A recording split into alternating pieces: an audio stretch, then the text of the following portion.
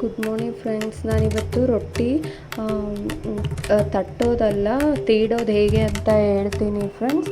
ಈಗ ಫಸ್ಟು ನಿಮ್ಗೆ ಬೇಕಾದ ಕ್ವಾಂಟಿಟಿಯಲ್ಲಿ ಜೋಳದ ಹಿಟ್ಟು ಹಾಕ್ಕೊಂಡು, ಆಮೇಲೆ ಸುಡೋ ನೀರು, ತುಂಬ ಬಿಸಿ ಇರೋ ನೀರು ಅಂದರೆ ಕುದೀತಾ ಇರಬೇಕು ಅಷ್ಟು ನೀರು ಹಾಕ್ಕೊಂಡ್ರೆ ಹಿಟ್ಟು ತುಂಬ ಮಿದುವಾಗಿ ಬರುತ್ತೆ ಫ್ರೆಂಡ್ಸ್. ಜೋಳದ ರೊಟ್ಟಿ ನಾವು ಲಾರ್ಜ್ ಕ್ವಾಂಟಿಟಿಯಲ್ಲಿ ಮಾಡ್ಕೋಬೇಕಂದ್ರೆ ಎಷ್ಟನ್ನಾಗಲಿ ತಟ್ಟೋಕ್ಕಾಗಲ್ಲ ರೊಟ್ಟಿನ, ಆ ಟೈಮಲ್ಲಿ ತೀಡ್ಕೊಳ್ಳೇಬೇಕು.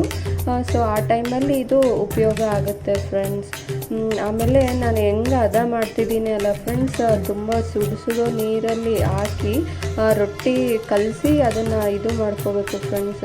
ಚೆನ್ನಾಗಿ ಕೈ ಕೂಡ ಹಿಂಗೆ ಮಸಿತಾರೆ ಅಂತಾರಲ್ಲ ಆ ಥರ ಮಾಡಿಕೊಂಡ್ರೆ ಹಿಟ್ಟು ಹಳೇದಿಟ್ಟು ಇದ್ದರೂ ನಿಮಗೂ ತುಂಬ ಚೆನ್ನಾಗಿ ಬರುತ್ತೆ ಫ್ರೆಂಡ್ಸ್ ರೊಟ್ಟಿ.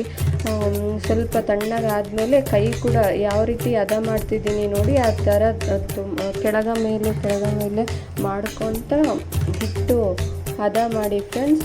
ಈಗ ಮಾಡಿದರೆ ರೊಟ್ಟಿನೂ ಅರಿಯಲ್ಲ, ಆಮೇಲೆ ಸೀಳು ಬರಲ್ಲ. ಒಂದು 3-4 ಡೇಸ್ ಆದರೂ ಕೂಡ ಹೀಗೆ ಮಾಡಿದ್ದೀವಿ ಫ್ರೆಶ್ ಅನ್ನೋ ಥರ ಇರುತ್ತೆ ಫ್ರೆಂಡ್ಸ್, ಮಿದುವಾಗಿರುತ್ತೆ ರೊಟ್ಟಿ.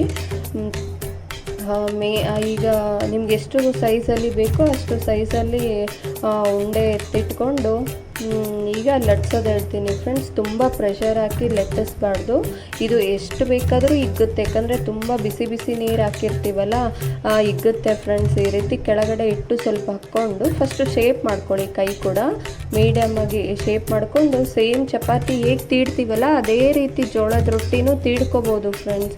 ಮೇನ್ ಬಿಸಿನೀರೇ ಇಂಪಾರ್ಟೆಂಟ್. ನಿಮ್ಗೆ ಹದ ಎಷ್ಟಿರುತ್ತಲ್ಲ ಆ ಥರ ಮಾಡಿಕೊಂಡು ಸುತ್ತೂರ ಹಿಂಗೆ ಎಳ್ಕೊತ ಬಂದರೆ ಫ್ರೆಂಡ್ಸ್ ಎಷ್ಟು ಅಗಲ ಎಷ್ಟು ತೆಳ್ಳಗೆ ಬೇಕಾದರೂ ಬರುತ್ತೆ ಜೋಳದ ರೊಟ್ಟಿ.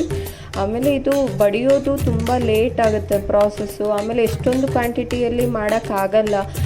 ಇಷ್ಟು ಮಾಡಿದ್ರೆ ಒಂದು ಹಾಫ್ ಆನ್ ಅವರ್ಗೆ ಒಂದು 20 to 30 ರೊಟ್ಟೀಸ್ ಮಾಡ್ಕೋಬೋದು ಫ್ರೆಂಡ್ಸ್. ಯಾವಾಗಾದರೂ ಲಾರ್ಜ್ ಕ್ವಾಂಟಿಟಿಯಲ್ಲಿ ಮಾಡ್ತೀವಲ್ಲ ಆಗ ಮಾಡಿದಾಗ ಈ ಟ್ರಿಕ್ ತುಂಬ ಉಪಯೋಗ ಆಗುತ್ತೆ ಫ್ರೆಂಡ್ಸ್. ಒಬ್ಬೊಬ್ಬರು ಲಟ್ಟಣಿಕೆಗೆ ಕವರ್ ಕೂಡ ಹಾಕ್ಕೊತಾರೆ, ಅದು ಏನು ಬೇಕಾಗಿಲ್ಲ.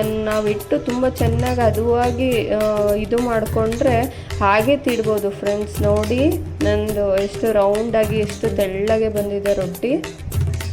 ಈಗ ಸೇಮ್ ಪ್ರಾಸೆಸ್, ಈಗ ನಾರ್ಮಲ್ ರೊಟ್ಟಿನ ಬೆನೆಸ್ತೀವಲ್ಲ ಅದೇ ರೀತಿ ಬೆನೆಸೋದು. ಒಂದು ತೇವು ಬಟ್ಟೆ ತೊಗೊಂಡು ಮೇಲೆ ಇರೋ ಹಿಟ್ಟನ್ನೆಲ್ಲ ಇದು ಮಾಡಿಕೊಂಡು ತಿರುವಾಕೊಂಡ್ರೆ ಆಯಿತು ಫ್ರೆಂಡ್ಸ್, ರೊಟ್ಟಿ ರೆಡಿ ಆಗುತ್ತೆ. ಈ ಪ್ರಾಸೆಸ್ ಏನಂದರೆ ಲಾರ್ಜ್ ಕ್ವಾಂಟಿಟಿಯಲ್ಲಿ ನಾವು ರೊಟ್ಟಿ ಮಾಡ್ಕೋಬೇಕಾದಾಗ ಹಿಟ್ಟು ತುಂಬ ಉಪಯೋಗ ಆಗುತ್ತೆ ಫ್ರೆಂಡ್ಸ್. ಎಷ್ಟಾದರೂ ಬಡಿಯೋಕ್ಕಾಗಲ್ಲಲ್ಲ ನಮಗೆ.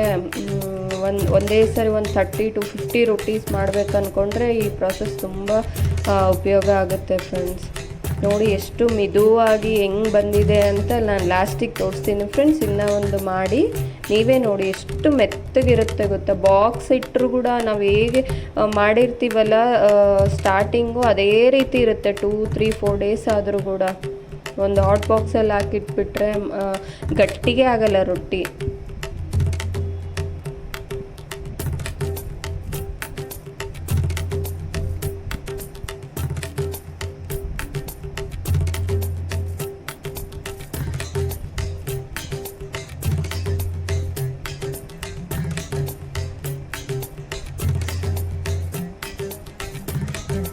ತುಂಬ ಪ್ರೆಷರ್ ಹಾಕ್ಬಾರ್ದು ಫ್ರೆಂಡ್ಸ್ ತೀಡೋದ್ರಲ್ಲಿ, ಅದೇ ಇರೋದು ಟ್ರಿಕ್ಕು. ಸ್ವಲ್ಪನೇ ಇಟ್ಟು ಕೆಳಗಡೆ ಹಾಕ್ಕೊಂಡು ಸ್ವಲ್ಪ ಶೇಪ್ ಮಾಡಿಕೊಂಡು ಲಟ್ಟಿಸ್ಕೊತ ಬರಬೇಕು ಸುತ್ತೂರ. ನಾನು ಲಾಸ್ಟ್ ಎಡ್ಜಲ್ಲೇ ಎಳೆಯೋದು ಫ್ರೆಂಡ್ಸ್. ಎಳಿತಾ ಅದು ಈವನಾಗಿ ಬರುತ್ತೆ.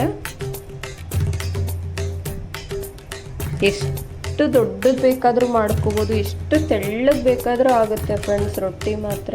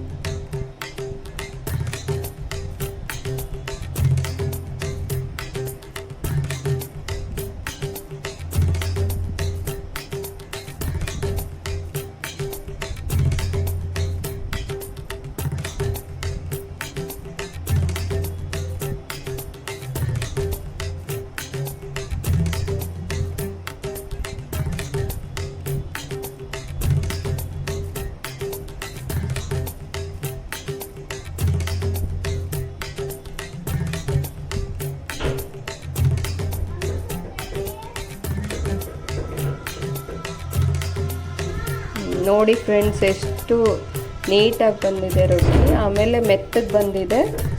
Thank you friends.